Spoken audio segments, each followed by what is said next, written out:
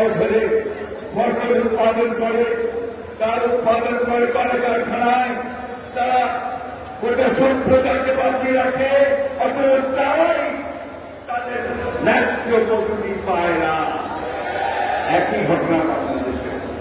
আজকে আমার স্পষ্ট হয় যখন আমরা দেখি যে একজন 6 বছরের বাচ্চা অথবা 8 বছরের বাচ্চা, 9 বছরের বাচ্চা যখন থেকে একটা কারখানা থেকে হাত উড়িয়ে পেটাতে হয়, এবং একই সঙ্গে বাংলাদেশে আমাদের শ্রমিক ভাইরা যেখানে কাজ পায় না, বিদেশে গিয়ে যেন কাজ করে অর্থ উপার্জন করতে পারে, সেই জন্য বিদেশে শ্রমিক রপ্তানি ব্যবস্থা করেছিলেন, রেমিটেন্সের ব্যবস্থা করেছিলেন। বন্ধুগণ,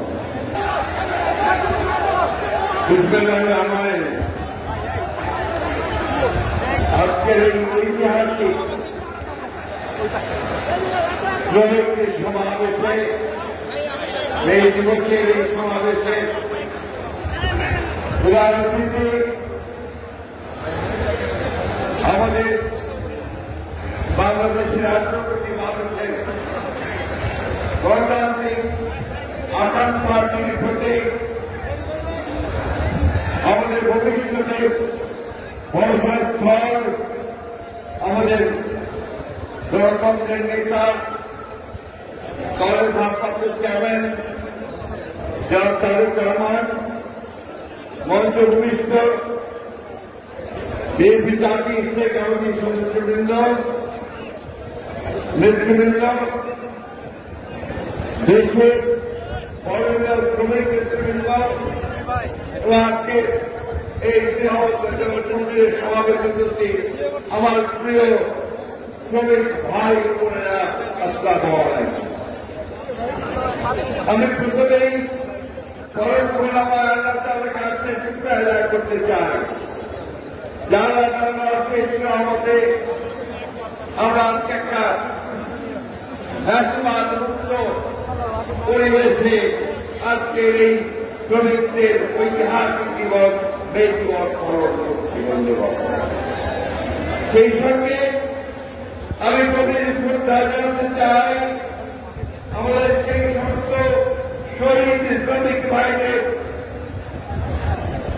যারা 1986 সাল থেকে তাদের অধিকার রক্ষার জন্য যারা প্রাণ দিয়েছেন, বুকের চাঁদা রক্ত রাস্তায় জেল দিয়েছেন, যারই প্রতিঘাত করে লাল রং।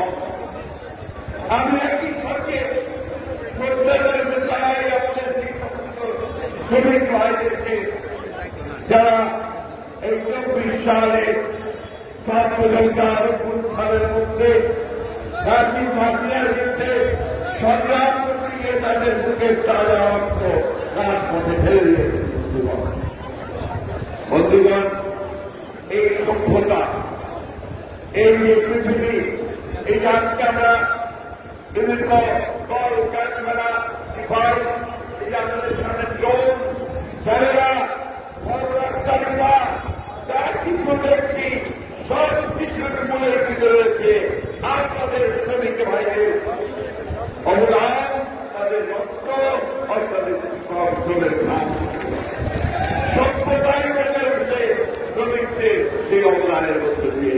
আজকে সেই জন্যই সারা বিশ্বে শ্রমিক ভাইদের এই যে তাদের আন্দোলনের ফলে তারা আন্দোলন করেছিলেন সেই দিবস পালিত হচ্ছে।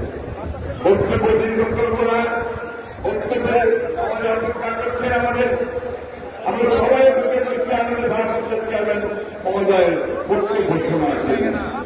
আমি আপনাদের সামনে একটি কথা বলতে চাই, সেটি হচ্ছে যে সবচেয়ে বঞ্চিত শ্রেণী মানব জাতির মধ্যে যে থাকে তার হচ্ছে শ্রমিক শ্রেণী। বন্ধুগণ, তার মাথার দাম পায়ে ফেলে ফসল উৎপাদন করে, তার উৎপাদন করে কলকারখানায়, তারা গোটা সভ্যতাকে বাঁচিয়ে রাখে, অথচ তারাই তাদের ন্যায্য মজুরি পায় না। একই ঘটনা বাংলাদেশে।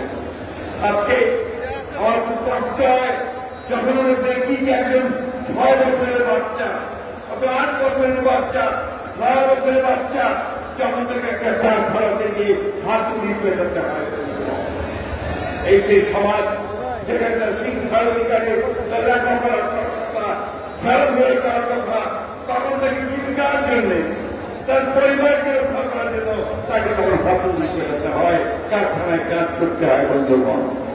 বন্ধুগণ, আজকে সমগ্র বিশ্বে আমি এই কথাই বলছি যে সবচেয়ে বঞ্চিত শ্রেণী হতে শ্রমিক শ্রেণী। যুগের পরিবর্তন হয়েছে, প্রযুক্তির পরিবর্তন হয়েছে, উৎপাদনের যে প্রক্রিয়ার পরিবর্তন হয়েছে, এখন যন্ত্রের আবিষ্কার হয়েছে, কম্পিউটার এসেছে, শারীরিক পরিশ্রম চলে এসছে, কিন্তু শ্রমিক শ্রেণীর যে প্রয়োজন সেটা কিন্তু কমেনি বন্ধুগণ। আজকে বাংলাদেশে বারবার সরকার এসেছে, আমরাও এসেছি, শ্রমিক শ্রেণী সত্যিকার অর্থে যে কাজগুলো করা দরকার ছিল আমরা কিন্তু সেই কাজগুলো সবাই করে উঠতে পারিনি। একমাত্র আজকে আমি এই কথা খুব জোর করতে চাই যে একমাত্র আমাদের দলের প্রতিষ্ঠাতা বাংলাদেশের স্বাধীনতার বৈঠক শহীদ প্রেসিডেন্ট জিয়া রহমানি একমাত্র ব্যক্তি তিনি প্রথম উপস্থিত করেছিলেন, উপস্থিত করে তিনি অনেক কাজ করেছিলেন। প্রথম কাজ তিনি যেটা করেছিলেন সেটা শ্রমিক ভাইদের বন্ধের তাদের কর্মসংস্থানের জন্য তিনি যে গার্মেন্ট কাজকর্ম চালু করেছিলেন, নতুন সুযোগ তৈরি করে দিয়েছিলেন। এবং একই সঙ্গে বাংলাদেশে আমাদের শ্রমিক ভাইরা যেখানে কাজ পায় না, বিদেশে নিয়ে যেন কাজ করে অর্থ উপার্জন করতে পারে, সেই জন্য বিদেশে শ্রমিক রপ্তানি ব্যবস্থা করেছিলেন, রেমিটেন্সের ব্যবস্থা করেছিলেন। বন্ধুগণ, আমার অনেক কাজ তিনি করেছিলেন যে গার্মেন্টস সহ নতুন বহু বৃহৎ ক্ষুদ্র শিল্প করে লাখ লাখ নারী পুরুষ শ্রমিকের কর্মসংস্থান করেছেন। অনুমোদন করে শিল্পকে পরামর্শ পরিষদ গঠন করেছিলেন। শ্রমিকদের শিক্ষার জন্য 3টি শিল্প সংগঠন মিলনায়তন এবং কল্যাণ চিকিৎসার জন্য 17টি লেবার ওয়েলফেয়ার সেন্টার গঠন করেছিলেন। আবার পরিষদে ঢাকা চট্টগ্রামে বহু দালান তৈরি করেছিলেন। দেশের labour code 2006 labour welfare foundation গঠন করেছিলেন। অর্থাৎ জাতিকে শ্রমিকদের জন্য যতটুকু কল্যাণমূলক কাজ করা দরকার আমাদের দল, আমাদের নেতা শহীদ জিয়া ও দেশের শ্রমিক ভালো দিয়ে দিয়েছিলেন। বন্ধুগণ,